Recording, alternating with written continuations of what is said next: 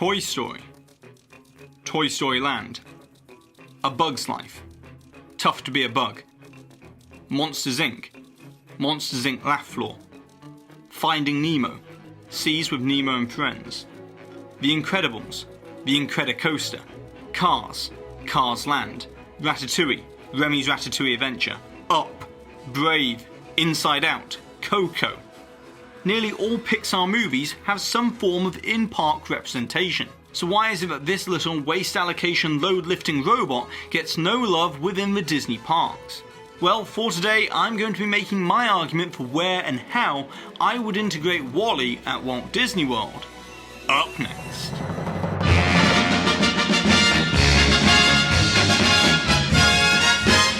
This video is sponsored by Topps Disney Collect, which brings collectible card trading into the world of Disney on your iOS and Android device, making it easier than ever to collect and trade beautifully designed cards that showcase over 90 years of Disney animation, along with a huge variety of extremely rare and uncommon card collections, from uniquely stylized variations on Disney characters to never-before digitalized animation concept art. And there's even a special edition B&L collection that showcases the innovative products of a fictional by and large corporation from Walle in these awesomely designed vintage product posters, which could be just one strategic trade away from adding to your very own collection if you add me at the username jacketDSNY. So be sure to download the free app of Topps Disney Collect on iOS and Android today, with the link in the description box below.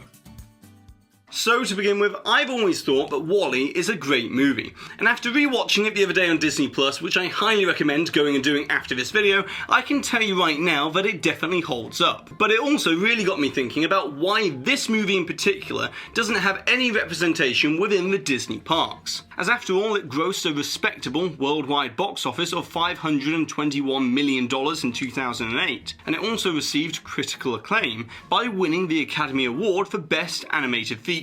And in my opinion, it's one of the most original, creative and inventive pieces of Pixar storytelling, managing to cross multiple genres, with it being a sci-fi animated love story between two almost non-verbal characters, which is a very difficult thing to achieve, and yet the movie does it so well. But before we start Armchair Imagineering how we would integrate Walle within Walt Disney World, we first got to decide where. As you see, an argument could be made for each one of the four parks, as Magic Kingdom has Tomorrowland, Epcot has Future World, Hollywood Studios has a significant Pixar presence, and Animal Kingdom is all about nature and conservation. But ultimately, I feel that Epcot is the most compatible, for the main reason that Epcot's new mission statement is to become more timeless, more relevant, and more Disney. And so what better than Walle to help communicate the many messages of Epcot, although there are many varying levels of integration that could possibly see Walle within Walt Disney World. And so the easiest and simplest integration would be option 1.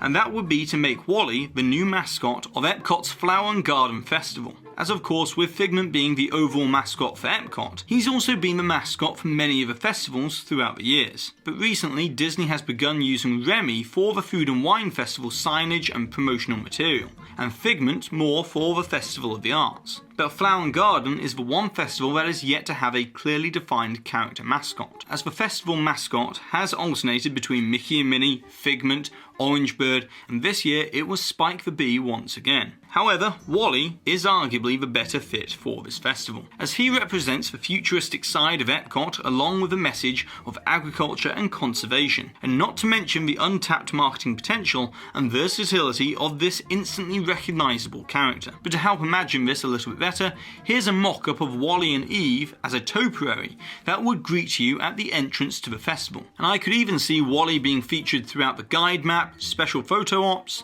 the Easter egg hunt, and of course the exclusive line of merchandise. But to be honest, despite this being a great first step, personally I think that guests would want more interaction with the character. Which brings us to option 2, which could be to host a character meet and greet for Walle at the Land Pavilion. As if there's any pavilion that makes the most sense for Walle integration, it would have to be the Land Pavilion. as other Epcot pavilions that could be considered would have been the Energy Pavilion before Guardians of the Galaxy Cosmic Rewind was announced obviously, or even the Space Pavilion with Mission Space. But despite Walle incorporating the themes of both energy and space within the movie, the core message is really all about conservation, consumerism, and the perils of exploiting Earth's valuable resources. And so what better pavilion than the land for Walle to call home, as Disney could easily replicate the Walle and Eve statue that is found in Discoveryland at Disneyland Paris, and install it in front of the Land Pavilion, similar to the Finding Nemo integration over at the Seas Pavilion. But if Disney were looking for an easy character opportunity to be added to Epcot, then none would be easier than Walle. Now yes, Walle did have an extremely brief stint as a roaming character in the past, but it proved to be problematic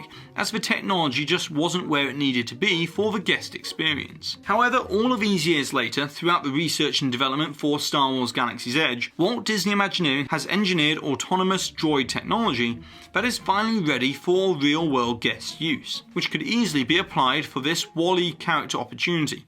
But to ensure the success of this type of meet and greet, I would also add the further limitation that this would be within a controlled area, with the ideal location for this meet and greet being the pre-show space that is currently occupied by Awesome Planet, which would bring this unique and sure to be extremely popular character opportunity to this pavilion. But whilst we're talking about the land, why stop there? As in my opinion, the most logical integration of Walle anywhere at Walt Disney World would be option 3. Living with the land. Now first of all, I know that any changes to this attraction would be controversial, as after all, it is one of the few attractions that dates back to the opening day of Epcot in 1982, and has remained relatively untouched throughout the years, with only minor changes from when it was known as Listen to the Land. However, if Disney is focused on intellectual property integration within Epcot to make it more appealing to the average guest, then choosing the correct IP is absolutely critical. As in my opinion, the Moana Journey of Water walkthrough that was announced to be coming to the Seas Pavilion does not thematically or synergistically fit within Epcot, as Moana is a Polynesian princess that has a special connection with water that makes it have magical properties. Whereas on the other hand, Finding Nemo is a great example of where an IP tie-in is completely relevant to the pavilion, as it showcases oceanic studies and marine life within the aquarium. So when assessing the vast catalogue of Disney IP,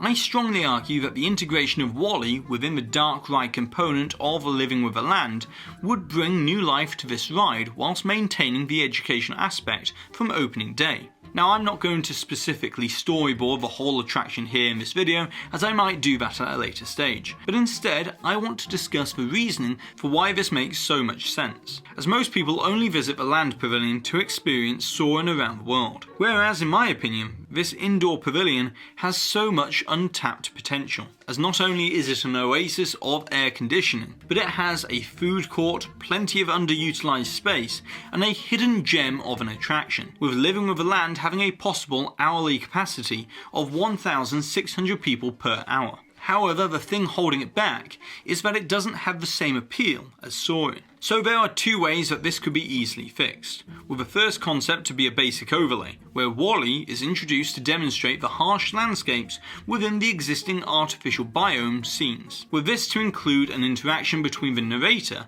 and Walle in the same comical vignette style as Goofy's how-to cartoon shorts from the 1940s and 50s. Where in these modified scenes, Walle would be struck by lightning, swept up in a sandstorm, and chased by wild buffalo. But all of this would also require significant enhancements to the attraction scenes. So at this point, I would lean more toward this second concept, which would keep Walle within his story environment, but completely overhauling the 7-minute dark ride portion of the ride with entirely new scenes that would tell an abbreviated version of the events of the movie Walle, from a destitute planet to a search for new life, and then the return of the human race, with the end seamlessly transitioning into how we can learn new agricultural techniques to farm more efficiently, thus not requiring any alteration to the greenhouse or living laboratory portion of the ride. So in conclusion, this integration would provide a great mini dark ride for this movie, but also keep the edutainment aspect alive within Epcot, blending blending together the best of both worlds and making this attraction more appealing. Now, despite Living with Land being my #1 choice for where I think that Walle would make the most sense, when I was watching the movie I couldn't help but think of another ride system. Which brings us to option 4, the TTA Peoplemover in Tomorrowland. As first of all, the hover chairs on board the Axiom are eerily reminiscent of the Peoplemover's ride vehicles and track configuration in Tomorrowland, so this could either see a different paint job to the existing ride vehicles or new redesigned Peoplemover cars. This attraction could begin to look very similar to that of the movie. But the reason why the Peoplemover also makes sense is because Tomorrowland already has quite a heavy Pixar influence, with Buzz Lightyear's Space Ranger spin and Monsters Inc. laugh floor. So realistically, the Peoplemover could offer subtle integration with all new replacements of the current dioramas and vignettes, with the possibility to add a few more along the way, as well as potential to include an animatronic Walle travelling alongside the Peoplemover for a small section of the track, similar to that of this scene from the movie. However, importantly, the name would remain the same, but instead I would use By and Large as a fictional sponsor, and I would call it the Axiom Peoplemover, instead of the Tomorrow Transit Authority Peoplemover. But then we come to my most outlandish and definitely controversial integration of Walle at Walt Disney World, as I think that Space Mountain could be a good fit.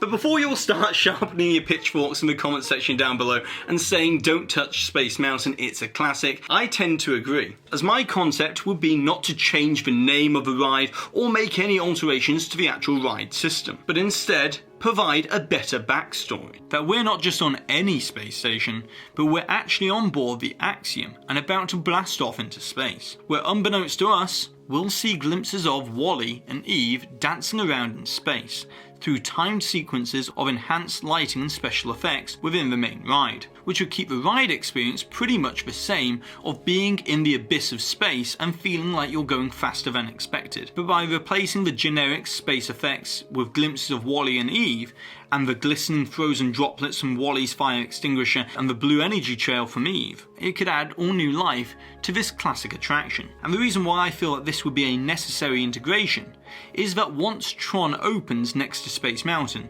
this 40-year-old roller coaster is going to need something extra special to maintain guest interest in comparison to the elaborate effects of Tron. And I feel that integrating Walle could be just the thing to save it from a massive overhaul which would change the attraction significantly, which I don't think most people would want to see, as after all, it is the original Space Mountain. So those are just some of my ideas of how I would like to see Walle at Walt Disney World, but now it's over to you, the Waltineers. I would like to know, first of all of your thoughts and opinions, whether you agree or disagree with any of my ideas or suggestions from my Armchair Imagineering, and also, most importantly, I would like to hear your suggestions for how you would integrate Walle at Walt Disney World. And of course, don't forget to put the timestamp for where the hidden Mickey appeared somewhere within this video along with your suggestion or your comment to be in with a chance to win one of these official DSNY Newscast enamel pins. And congratulations to this Waltineer here for winning this suggestion from a previous video where we were discussing the concept art and the latest details